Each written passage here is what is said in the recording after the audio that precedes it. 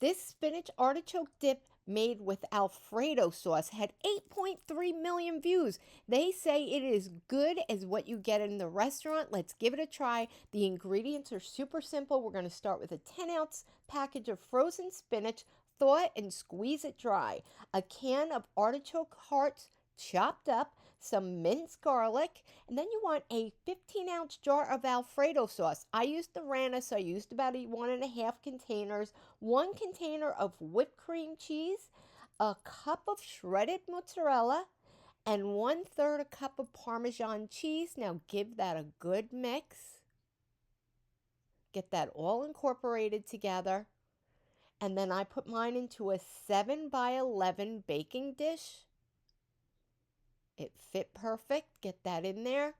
And then we're going to finish it off with some more mozzarella cheese on top.